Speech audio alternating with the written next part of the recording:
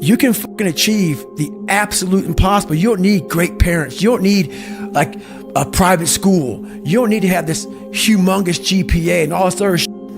What you need is the one thing I talked about in my book, which is straight up brutal work ethic. You have to be willing to outwork everybody in the world. I had to realize I had to take a stand. I had to make a real stand. And it was painful to look at who I was, what the world and myself created. It created a very lonely, depressed, insecure man that would do anything just to have a friend. And I saw that as very pathetic. When you look at the truth, it becomes very ugly and pathetic. I don't need anyone. That's why people come to me to motivate them. No one can motivate me. I have a resume full of motivation that whenever I'm down, I'm like, oh, hang on, mother. Oh, you know the truth. You know the truth. You know the darkness of the fucking dungeons and the fucking demons that fly. You know, and then from there, it's like, oh, okay, you were there. You know this. There was no one there to pick up the rucksack, to pick up the boat, to pick up the log, to go in there. It was you. It was you. There was no pat in the fucking back at 300, at 275, at 250, at 220. No, that was you. The mentality is mentality. Yeah. There's no, you're not gonna outwork me, so I'm gonna catch up somewhere. Yep. So that being said, I used all that 300-pound man, that fat guy, that dumb guy. And people say, why do you say dumb? You have to be real with your self. You gotta be raw. If you're not smart, you're fucking dumb, but you can become smart. Yep. You can become smart. It's not a permanent tag. You're dumb forever. You're fat forever. No, be raw. This is a race that you run completely alone. And you're all by yourself. I had tons of sticky notes all over my mirror. It wasn't like be better than John or be as fast as whoever. Okay, David, yesterday you did this. Today, our next goal for the week is this. So I had a year goal, weekly goals, daily goals, hourly goals, and the big goal was I lied a lot growing up. I wanted to be accepted. One goal was, let's go one day without lying. Let's go one day, and then when I would lie to somebody, I would say, hey man, I had to go back now and apologize. Hey man, I lied to you. You know how hard it is to go back to somebody and say, I lied to you? Hey man, you know what? Back there, I lied to you, dude. I was really jacked up. So I figured out these ways of total accountability. Like right now, I had to run this morning before I talk to you, because why? That's what I'm about. I'm about mind, body, fitness. A lot of folks talk so much shit about, hey, I'm gonna change your life. I'm gonna do this, I'm gonna do that. Are you accountable for what you're doing? Are you accountable? And I mean to the T for what you're saying. I am. And that's where it started. It started with that total accountability of let's not lie today. Because no one knew what I was doing. Yeah. I had to have some, so I'm really good at creating an enemy. I'm really good at creating something that I'm against. And I'm also good at, if you ever tell me something that I cannot do, I'm gonna let you know that I'm doing it. Right. Somehow you're gonna fucking know one way or another that I'm doing it. It may not be like in your face. I may make sure that I run across the daggone world. So then it's on the news and you turn the news on and say, how the hell did he do that? I want to do something that you know I'm here. I'm here. So every time I lose like a big significant amount of weight, I call that recruiter up and say, hey man, I'm here. There wasn't nobody fucking there but David Goggins. God was there, but God said, hey motherfucker, I'm testing you today. And I'm gonna test you tomorrow. And I'm gonna test you again. I'm gonna let you alone, man. Pray all the fuck you want. I'm gonna still kick your ass. So the more I realized this is my journey, and the more I realized, where's all my friends? They ain't fucking nowhere around. It was you. So you better figure out who the fuck you are on this journey. And those few people many people don't like you, so be it. But you first have to figure out you, because a lot of people die with a lot of untapped potential because they're trying to be somebody that they're not. But at first, you need all these different tactics to keep you going because you haven't figured it out yet. Once you figure out that you're in a race amongst billions of people that live in this world, you're in a race by yourself. You have a purpose, and it's your purpose, not everybody else's purpose. It is your purpose and only your purpose, and it's your race. So then you're like, hey man, I'm doing my thing. I'm doing it the best of my ability. What's next? There's no longer these small increments to get through life. Because once you figure out why you're here, it just becomes a process. And that's why the whole thing is can't hurt me. That's what it's about.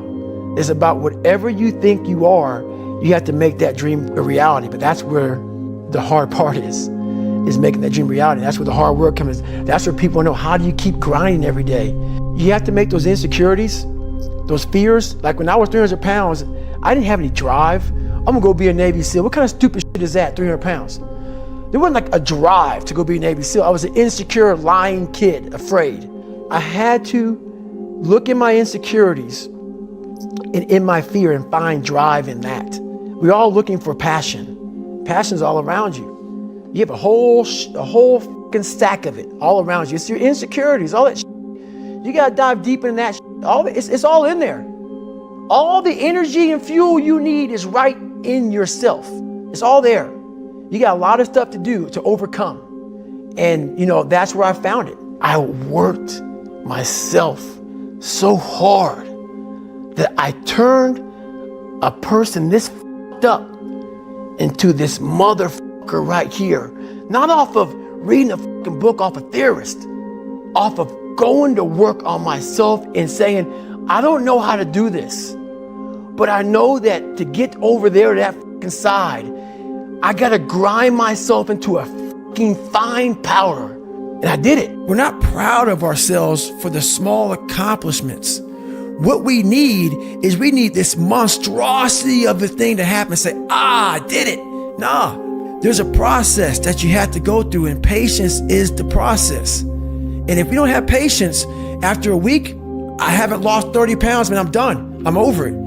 So that's what I found out with people, man. They're not patient enough to realize and to enjoy the moment, not live in it, just enjoy it. There's no finish line in life.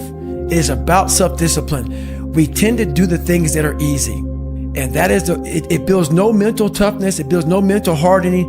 It builds nothing. When you working out is where you can build that the fastest. Because it's a constant, it gives you instant feedback.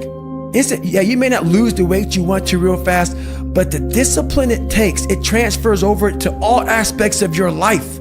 It's not, people, man, why are you always working out? Stop looking at it that way. This is the foundation of life. When you look in the mirror, every morning we all look in the mirror to get ready to go to work, to go anywhere. The first thing you see is your reflection. If you don't like what you see in the morning, you lost the war already. It's not about even liking what you see. It's about looking in the mirror and you may start, man, I feel different. That reflection is not everything. It's a feeling you're supposed to get. To succeed, you must fail. In failure and in suffering, all the answers are in there. All the answers to all the test questions. The test is your life. All the answers are in there. You don't have to live in suffering and pain and failure all the time. You have to learn, I need to visit it. Like people hate working out. You're only going to visit working out maybe an hour a day. 23 other hours of the day, you're not in it. But how you become in shape is you must visit suffering, visit working out 1 hour a day. Visit suffering 1 hour a day. Visit your past failures 1 hour a day. The relationship with it is the answers are in there. They are in there. Within the suffering, go in there, and I call it the live autopsy. The live autopsy. How you find out someone died? They crack you open after you're dead. How you can live is do it while you're alive. Go back in your brain, crack it open while you're alive. Don't wait until you're fucking dead to figure out why you died. So my first conversation when I was absolutely nobody, and that's one thing you have to say. We live in a world now that's so kind. We find the kind way around everything. Like if you don't look good, I have to find a kind way of saying, I don't like your shirt. Right. That's not the approach. If that's the approach you're looking for, that book is not for you. Can't Hurt Me is not for you. The approach you have to take, at least I took, you take whatever approach you want. The conversation had to be a real, honest conversation. In the accountability mirror, guess what? I was fat. Don't find a kind word to say that, you know what? I've gained some weight. No, you're fat. When I couldn't read, not like, hey, you have a learning disability. No, I cannot read. I have a 4th grade reading level. I'm struggling. And sometimes I call myself stupid. Not in a way to put myself down, So don't take it like, my God, those are so hurtful. Yeah, they're hurtful. It's honest. The conversation has to become an honest conversation of where you're at mentally. Where am I at mentally? I look like shit. I feel like I'm falling behind in school. I'm lazy. My house is a mess. You have to look at what it is and call it what it is. Don't find words to make yourself feel better, because so we hang around people that make us feel better, that tell us what we want to hear, not what we need to hear.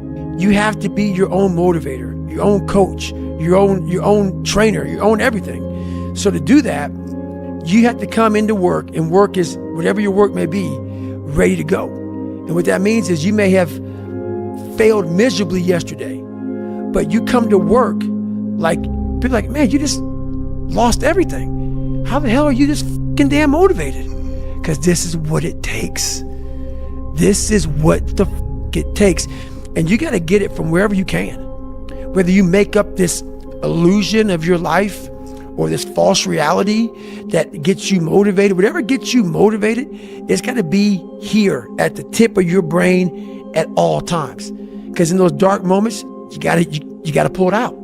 So that's the big thing for me, man. I was always fired up at all times. I sat down at the table and I said to myself, what are you willing to give up? Everything.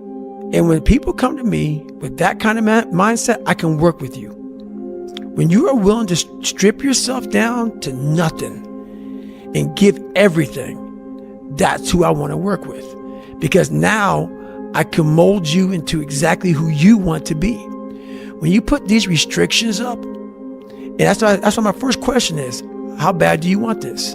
If it's as bad as you want to live or breathe or sleep, whatever the hell it may be, I can work with you. But a lot of people, most people don't want it that badly, which is why they always ask the question, man, how did you get to where you are? You know how to do it. You know exactly how to be you or how to be me. You don't want to do it. So I can't make you do it. And nor do I have the time or energy to force you into that place that I know you have to be to do it. There's no luck in this game, man. It may be a little bit of luck, but the luck happens after you bust your ass and you put yourself in that lucky situation. Luck doesn't happen. You put yourself in that situation where luck might fucking happen, because that's exactly what I took pride in. Was I'm gonna make sure you're good and you're good. My mom would tell you right now, she's right there sitting. She is. She knows I don't buy myself shit. I take great pride in that. I don't want shit, because how I'm wired to, hey mom, I'm gonna get you this, and this. My girl, everybody's got everything. I don't even own a fucking car, and I'm a multi-millionaire. And I say that with pride. Yeah. Because what I was here to do as a man, and men may not even want to hear this, it sounds so barbaric.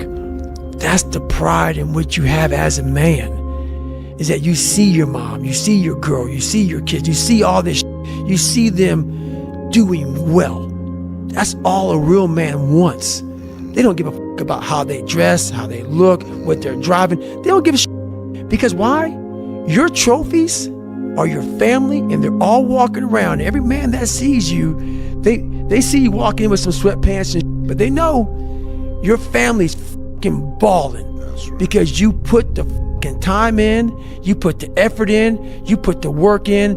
And as a man, we don't want none of that shit. We just want fucking respect. I have to remind myself that these calluses on my hands come from hard work. And the second your hands get soft, everything else gets soft with it. Stand by. Stand by. It's coming. So what I learned is, like, you can have too much. You can't have too much, and your mind goes with it.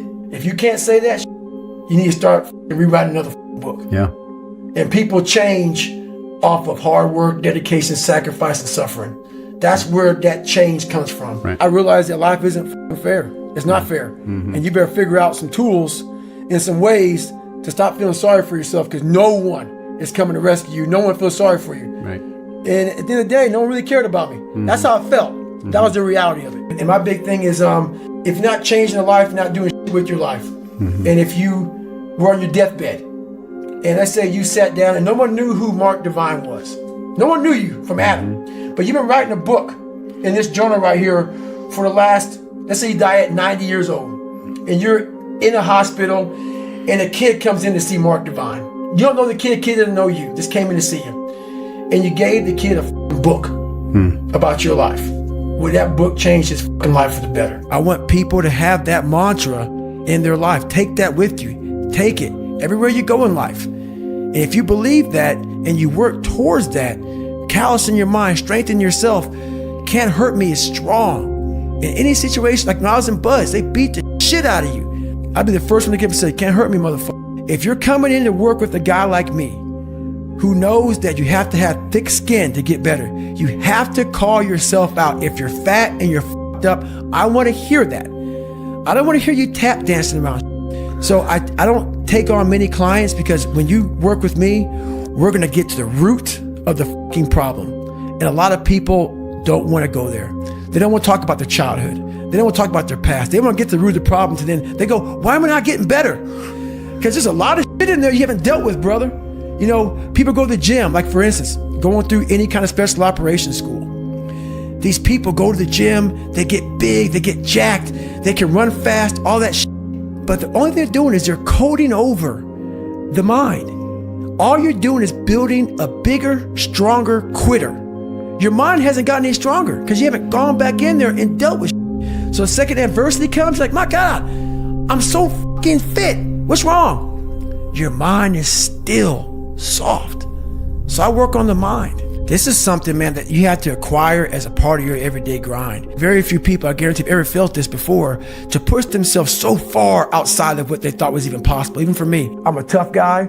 That was the outside surface. But on the inside, I was a kid that was just hurting, that needed all kind of help, but no one knew it. Right. I never talked about it, because why? That showed weakness. And my mom didn't need to hear it. At least that's what I thought. So, you know, for me to come out and be this vulnerable, because everybody thinks I'm Superman. So I wonder why. Yeah, everybody thinks I'm Superman. So I had to tell them the truth, you know, and the truth is very important. And for me, a lot of years of my life growing up, I lied a lot because didn't have a lot of friends, felt socially just all kind of awkward. I was hiding all kind of stuff. So you do whatever you can to create another human being that's acceptable, that you think is acceptable in society. And when I did that, all that came out was a bunch of shit, a bunch of lies, a bunch of filth, a bunch of nothing. So for me to come out and write a book about the real David Goggins, it was tough. It was tough, but that's the only way. If I want to help people out, the only way I can cut to the surface is say, look, guys, gals, whoever's reading this book, I am where I am now. You guys see this. And it would have been very easy to write a book about the hero, David Goggins, but the hero is not me. The hero is the person reading the book. But I had to tell them where I came from, to give people hope that, wow, that's where he came from? He came from all these fucked up obstacles, and now he's there? I want to give people that kind of hope, so that's why it was tough. You have to have that kind of want in your life. If you're fine with waking up every morning and having just enough to go on vacation and come back and you work again, that's good for you. But you're in this room for a fucking reason. I know what it feels like to be alone with no motivation, no drive, no passion. And what has to come out of your fucking soul in the darkest of times is what you just did right there. But you have to have the truth from people. Hey, you're not working your butt off hard enough. You're not trying hard enough. We all think we're trying hard, but what are you gauging that off of? Are you gauging off of, like I talked to this one kid the other day, college is kicking my ass. I said, what are you gauging that off of? I go, are you trying? He goes, yeah, I'm trying my ass off. I'm studying hard. I go, what are you gauging trying hard off of? Well, in high school, I didn't have to try at all, and I made great grades. In college, I'm trying hard. You're trying hard compared to what you did in high school, which was it came easy to you. So your reality is something that you created off of something easy. So you trying hard is 2 hours of studying. I'm gonna tell you a difference in trying hard and trying hard. Trying hard is something in your mind just doesn't stop. Where you know 2 hours isn't enough. So it's all about, reality and what you're basing things off of. Your best work has to come when you're least motivated. Where does that come from? It comes from basically, I had to stop thinking normal. I had to stop thinking normal. I can no longer be a common man walking around doing common things. But no one taught me this stuff. It wasn't like I had, I paid a trainer to come train me. Jenny Craig didn't come down and miracle my ass. None of this happened. It was on me. And that's what you have to realize. Everything you do, you may have some support, you may not, but it's on you. You have to make the decision whether you want to be a badass or whether you just want to be mediocre and everything's okay. But being a badass hurts real bad. And that's why I didn't want to do it. People love scoring the touchdowns, man, but no one wants to be a lineman. Right. They get praised for scoring the touchdowns. That lineman is doing all the work. You have to be alone in a very dark place in your mind to think about what is important to you. I don't respect a whole bunch of people, but the few that I did respect are the people who were uncommon amongst uncommon people. And what that means is those people who weren't afraid to stand alone. Those people who have morals, values, who did not go with. If all you guys are going left, it's that one person who say, left's not the right way. I'm gonna go right. Who didn't follow the crowd. That person who's not afraid of doing what they believe is right in their heart and not following someone else because someone else said, let's go this way, and they agree with everybody. I don't like yes men or yes women. If you're right, you're right. We're gonna follow you. But I like people who stand for something, they believe in something, and this is the way I'm gonna go whether you like me or not. Life isn't fair at all, at all. So what are you gonna do about it? I knew that no one was coming back to help me. No one was gonna miracle me to be somebody special. Everybody that called me, my dad, my mom, all my situations were on me now, and solely on me. So I had to start developing an indestructible mental toolbox. So I sat there on that couch and I realized, man, I am a piece of shit. And even though the world helped me get here, my false reality helped me even more. You want to make sure that you know yourself. My journey has pushed me so far, so lonely in my head, and a lot of lonely, it's called the unseen work. No one knows what the f David Goggins really does. You see a 1-minute snippet, you read a little book. The shit I do on a daily basis gives me that very confidence. Like I said up here, I know I've built belief that I may have failed, but building that belief I know I just didn't figure it out yet. Not that I can't do it, I just didn't figure it out yet. And that's what all that is. And I've also built up an insanely high pain tolerance by having that dog. I'm not trust me, man, I was born some sickly little abused kid, afraid of everything. But I built up that dog. And once you build that dog in you, man, the pain and the suffering and the lonely nights and the fucking unbalanced, if you put the right people in that foxhole with you, you are a dangerous motherfucker. So what happens is you gotta dissect everything in your life. There's something here that everybody has that's holding them back. That's holding them back from that one more step. Holding them back from that greatness. Holding them back from that millions. Holding them back from being that manager, leader. And until you go there, until you work with that, until you stay there, you're never, ever going to get to that next level. I guarantee you right now, I can look in your fucking eyes. You got something deep. Life is not easy. And right now, when you go back, you need to rediscover and redefine who the fuck you want to be. And by doing that, you got to get to that shadow that's chasing me. You got to face your own shadow. So everything you say to yourself has to be something that energizes you to the core of your soul. So whenever that weak voice comes, you got to smack it real quick, as fast as you can, because that weak voice is taking the path of least resistance. And none of us want to work that hard, even me. And like I said, have that conversation first. I'm not punishing you. You may be upset, but I'm going to put your fucking ass to work every day, because that's the only way you start to build those mental calluses.